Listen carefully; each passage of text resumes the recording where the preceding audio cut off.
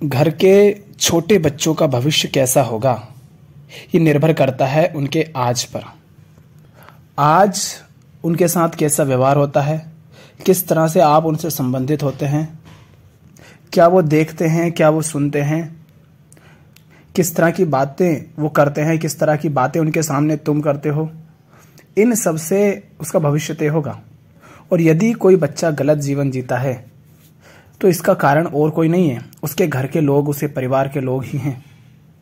आप जिस भावना के साथ उनके साथ व्यवहार कर रहे हैं उसका असर पड़ता है उस पर। हो सकता है कि आप ये जानते हो कि बच्चा गलत नहीं है, लेकिन आपने क्रोध में या किसी कारण से ये जानते हुए भी कि आप उसको जबरन डांट रहे हैं, उसके साथ आप दुर्व्यवहार कर देते हैं, तो आपको क्या लगता है कि बच्चे को इसकी भनक नहीं है? आपको क्या लगता है कि बच्चे को इस बात की समझ नहीं होगी? इसका असर यह होगा कि बच्चे के मन में यह बात बैठ जाएगी कि मैं गलत नहीं हूं, फिर भी मेरे साथ गलत हो रहा है। उसको ये तो पता है ना कि उसने गलत नहीं किया, लेकिन घरों में तो अक्सर यही होता है, जो गलत नहीं होता उसके ऊपर भी तुम इल्ज़ाम मरते रहते हो। तो तुम यदि अपने बच्चों का भला चाहते हो तो उनके साथ वैसा व्यवहार मत करना जैसे तुम नहीं चाहते कि वो आगे किसी के साथ करे। सबसे पहले तो उनको खुला छोड़ दो, मुक्त छोड़ दो, उनके ऊपर बंदिशें मत लगाओ। यदि उनको तुम समझना चाहते हो, उनके जीवन को सही दिशा देना चाहते हो, तो उनको मुक्त करो और फिर उनका बस अवलोकन करो। अलग अलग स्थितियों में उनका अवलोकन करो। जब वो खुश रहते हैं तब क्या करते हैं, जब वो पढ़ते हैं तब क्या करते हैं, खाते हैं तब क्या करते हैं, जब वो दुखी हो जाते हैं तब क्या करते हैं। उनको छेड़ो मत, बस उनका अवलोकन करो अगर तुम उनको समझना चाहते हो तो। उनके ऊपर अपनी धारणाएं, अपनी मान्यताएं, अपने विचार मत थोपो। हमारी आदत होती है उनकी निंदा करने की, आलोचना करने की। तो ये जो आलोचना करते हो ना तुम, कई तरह से हम करते हैं। तुम में ये कमी है, तुम्हें ऐसा करना चाहिए, तुम्हें वैसा करना चाहिए, वो अच्छा है, तुम बुरे हो, तुमसे ये नहीं होता, वो नहीं होता। कई तरह की बातें होती हैं। तो उनका भला चाहते हो तो किसी भी तरह की उनकी आलोचना मत करो। अगर आलोचना करते हो तो तुम्हारा संबंध तो बिगड़ेगा ही और तुम उनको समझ भी नहीं पाओगे। और जो बच्चों के माता पिता होते हैं, अभिभावक होते हैं, उससे बड़े जो भी कोई होते हैं, उनको ये भ्रम हो जाता है कि जो चीज़ उनको खाने में पसंद है वही बच्चों को भी पसंद होगी, जो चीज़ उनको पहनने में पसंद है वही बच्चों को भी पसंद होगी। अर्थात तुम्हें ये भ्रम हो जाता है कि जो चीज़ तुम्हें पसंद आ रही है वही बच्चों को पसंद आएगी, खाने में, पीने में, हंसने में, बोलने में, करने में, कुछ भी। तो इस भ्रम में मत रहना, उसके मालिक मत बन जाना, उसको अपने अनुसार मत चलाना, क्योंकि इसमें तुम्हें बड़ा आनंद मिलता है जब कोई तुम्हारे अनुसार चलता है।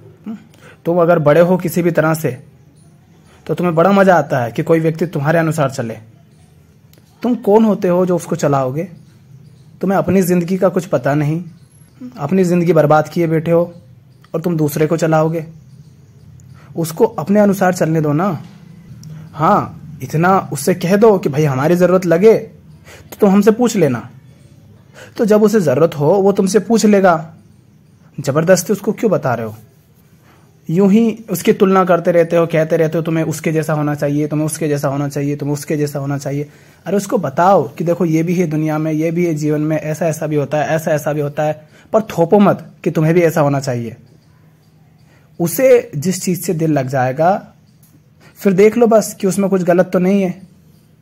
उसमें अपनी पसंद नापसंद, अपनी खुशी, अपना दुख ये मत जोड़ो। जो वो कर रहा है बस उस चीज को देख लो कि वो उचित है या नहीं। अगर उचित है और उसे पसंद है तो उसे उस ओर बढ़ने दो, उसमें उसका साथ दो, ना कि अपनी कोई पसंद नापसंद उस पर थोपो। सबसे बड़ा जो पाप तुम करते हो उसके साथ वो है उसको तुम अपनी इच्छा के अनुसार ढालने लग जाते हो। भैया तुम्हारी इच्छा अलग है, उसकी अलग है। तुम मर फिर जाओगे, तुम्हारे बाद वो जीता रहेगा। और तुम्हारी इच्छाओं के अनुसार जी करके तुमने क्या कर लिया देखो तो जरा अपनी जिंदगी में। और वही इच्छाएं तुम उसके ऊपर थोप दोगे। एक इच्छा थी जिसके अनुसार तुम जिए, अब उसी दिमाग से, उसी खोपड़े से दूसरी इच्छा निकल रही है। तो ये भ्रम क्यों है तुम्हें कि तुम्हारे अंदर से जो इच्छा निकलेगी वो उसके लिए ठीक होगी? तो अपने अनुसार, अपनी इच्छा के अनुसार उसे ढालना मत। और सबसे महत्वपूर्ण बात ये कि इतना जान लेना, तुम्हारे घर का माहौल जैसा होगा, जैसी व्यवस्था होगी, जैसे व्यवहार होंगे, जैसी बातचीत होगी, इस भ्रम में मत रहना कि उस पर इन सब का कोई असर नहीं हो रहा है। वो हर बात को अपने अंदर उतार रहा है। तुम क्या कहते हो उससे ज्यादा उस पर इस बात का असर पड़ता है कि तुम करते क्या हो। तुम घरों में होता क्या है, माँ बाप लगे हुए हैं, घुसे हुए हैं टीवी में, मोबाइल में, हर व्यक्ति उनमें घुसा हुआ है, और बच्चों से कह रहे हो तुम पढ़ो पढ़ो पढ़ो। क्या खाक पढ़ेंगे वो? तुम उनके सामने वो काम कर रहे हो जिसकी ओर उनका मन खींचा जा रहा है, और उनसे कह रहे हो तुम वो काम करो जिसमें तुम्हारा मन नहीं लग रहा है। वो कैसे करेंगे? तो ये हरकतें बंद करें। उनसे पढ़ने का बोलते हो तो खुद के जीवन में भी पढ़ना शुरू करो, किताबें उठाओ, पढ़ा करो। फिर कहने की जरूरत नहीं होगी। तुम देखते हो इसलिए वो भी देखना चाहते हैं। उनका मन खींचा चला आता है कि ऐसा क्या है जो तुम इसमें घुसे रहते हो दिन रात, मुंह ही नहीं निकलता तुम्हारा मोबाइल से, टीवी से। तो उनके अंदर भी लालसा जागेगी ना, वो भी चाहेंगे ना कि है क्या इसमें ऐसा। कैसे उनका मन वहां पर टिकेगा? तो तुम चाहते हो कि वो थोड़ा पढ़ाई भी करे, क्योंकि जानेगा पढ़ने से ही। तो तुम पढ़ना शुरू करो, उससे कहो मत, वो खुद पढ़ना चालू कर देगा। तुम गाली गलौज करते हो, तुम्हें क्या लगता है वो गालियां नहीं देगा? तुम्हारे सामने नहीं देगा डर के कारण, लेकिन बाहर तो देगा ना। और माँ बाप होते हैं, घर के बड़े लोग होते हैं, वहीं लड़ना भिड़ना, गाली गलौज, मार पीट सब चलते रहते हैं, और बच्चों से उम्मीद करते हैं कि वो ऐसे ना हो। क्यों ना होंगे? तुम नशा करते हो, तुम्हें क्या लगता है कि वो नहीं करेगा? तुम्हारे सामने नहीं करता होगा, तुम्हारे पीछे तो करेगा ना। अब कोई लड़की है, बच्ची है छोटी, वो माँ को देख रही है। माँ सिर्फ जीवन भर, जब से बचपन से वो पैदा हुई तब से अब तक देख रही है कि माँ ने रोटी पानी, झाड़ू पोछा, कपड़ा लत्ता, चूल्हा चौका, इनके अलावा कुछ किया ही नहीं। अब तुम उसे कितना ही पढ़ा लो, उसका मन इस ओर जरूर जाएगा। वो चाहेगी कि, वो यही जानेगी ना कि जब ये ऐसा कर रही है तो मुझे भी यही करना है। तो किसी और तरफ, पढ़ाई की तरफ, खेल की तरफ, संगीत की तरफ, कला की तरफ, विज्ञान की तरफ, उस ओर उसका मन जाएगा ही क्यों?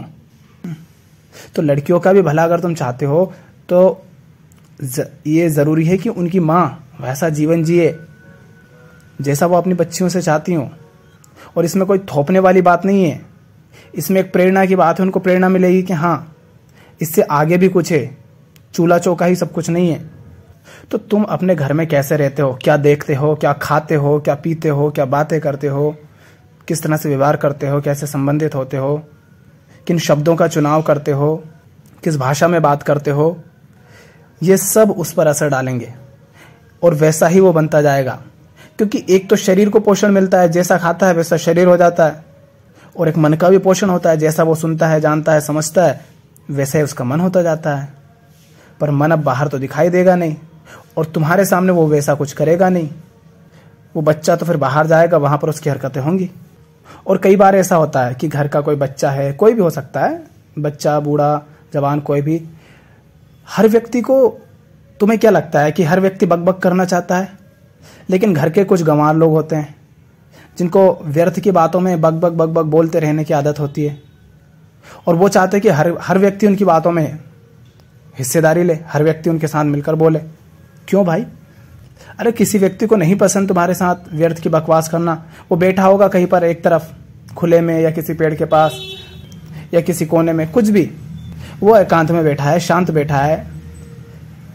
पर यदि वो तुमसे छोटा है तो तुम उसके मालिक बन जाते हो, तुम उसके पास जाते हो, बार बार किच करते हो। ऐसा होता है हर जगह।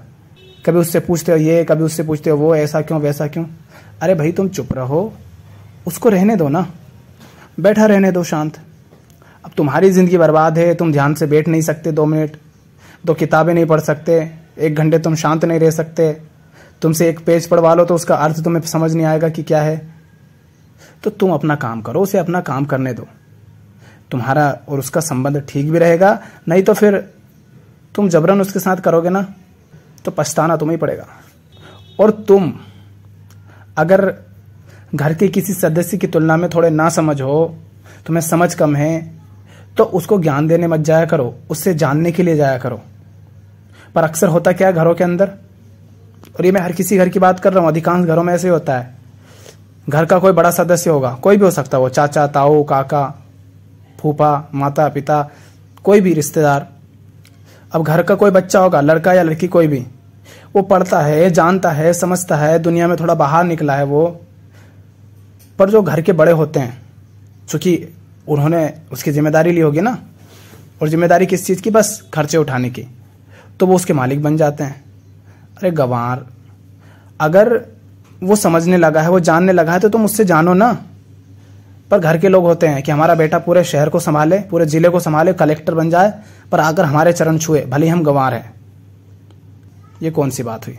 अगर तुम ऐसे हो तो तुम ऐसी हरकत मत करना। सम्मान करो समझ का, सम्मान करो ज्ञान का, बोध का। शरीर में बड़े हो इसका अर्थ ये नहीं कि तुम बड़े हो गए।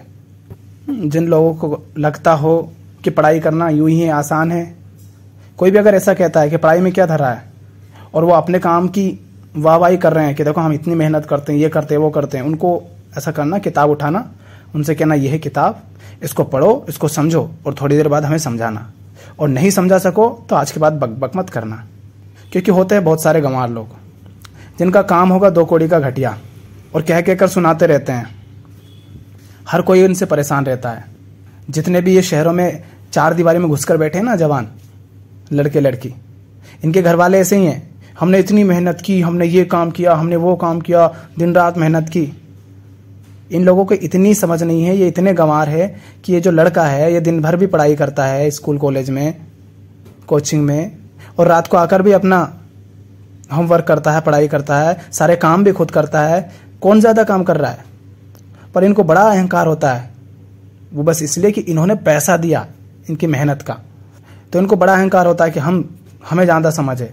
तो इनके हाथ में किताब पकड़ा देना कि लो अब समझाओ पढ़ के, 1 पेज 2 पेज, और नहीं तो इनसे कह देना कि 1 घंटा शांत बैठ जाओ, और नहीं कर पाए तो कह देना अब चुप रहना। तो अगर अपने घर के किसी भी सदस्य का भला चाहते हो तो उसके मालिक मत बनो, उसको अपने अनुसार मत चलाओ, उसको अपने अनुसार मत ढालो। तुम्हारी इच्छाएं अलग है, तुम्हारी समझ अलग है, उसकी अलग है। हाँ, उसको जहाँ ज़रूरत लगेगी वो खुद आपसे पूछ लेगा, तब उससे इनकार मत करो। तब जितना अपनी तरफ से हो सके उसका साथ दे दो, पर उसके ऊपर चढ़कर मत बैठो। चाहे फिर वो लड़का हो, लड़की हो, कोई भी हो, और वो आपका बच्चा है, तो उसका जीवन यदि चाहते हो कि सुंदर हो, उसका भला चाहते हो, तो वैसा कोई काम, कोई व्यवहार ना करें घर में जो उचित ना हो। सही भाषा बोलें, सही व्यवहार करें, सही तरह से संबंधित हो। बाहर दिखावा भी मत करना, मन में कुछ और है और बाहर कुछ और है, क्योंकि तुम्हें लगता है कि तुम बच गए, लेकिन जिसके साथ व्यवहार किया उसको तो पता है ना कि मेरी तो कोई गलती थी नहीं, फिर मेरे साथ ऐसा क्यों हुआ। ऐसा करोगे तो फिर वो भी वैसा ही हो जाएगा जैसे तुम हो। क्या खाते हो उस पर ध्यान दो, किस तरह के कपड़े पहनते हो उस पर ध्यान दो, दिन भर करते क्या हो उस पर ध्यान दो, पढ़ते हो खेलते हो कि नहीं ये उस पर ध्यान दो, टीवी में क्या देखते हो उस पर ध्यान दो। जो चीज़ देखने लायक नहीं है उनको बंद करो ताकि उनको देखा ही ना जाए। अब घर में होते हैं बच्चे, वो कार्टून और ऐसे ऐसे नाटक देखते हैं जिनमें हिंसा हो रही होती है। कार्टून के नाम पर सब एक दूसरे को गाली गलौज कर रहे हैं, थप्पड़ मार रहे हैं, हंस रहे हैं ऐसी, और मम्मी पापा जो है बक बक करते हैं, ये मत देखा कर, इतनी देर मत देखा कर, वो मत देखा कर। अरे नहीं चाहते हो कि वो नहीं देखे तो उस चैनल को बंद कर दो ना। पर चूंकि तुम्हारे पास बच्चों के लिए समय नहीं है, तुमने बेहोशी में पैदा कर दिया उनको, तो अब तुम चाहोगे कि कहीं तो वो उलझा रहा है, इसलिए तुम उनको बंद भी नहीं करते। अगर चाहते हो कि वो वैसा कुछ ना सीखें तो बंद कर दो वो चैनल। एक बच्चे को देखा मैंने, वो कार्टून में देखता है कि वो कार्टून किसी के ऊपर चाकू मार रहा है, वो बच्चा अपनी मम्मी के ऊपर चाकू मार रहा था, हालांकि चोट लगी नहीं, उसको थप्पड़ मारे थे फिर उन्होंने। पर थप्पड़ मारने से क्या होगा, अब वो जैसा देख रहा है वैसा वो सीख रहा है ना। कार्टून में जैसा देख रहा है वैसा वो कर रहा है। कार्टून में जानवर को मार रहे हैं तो वो भी जानवर को मारेगा, उसे भी अच्छा लगेगा। तुम्हारे पास समय नहीं होता, तुम उसे मोबाइल पकड़ा देते हो, वो मोबाइल में उलझा रहता है, कुछ ना कुछ करता रहता है।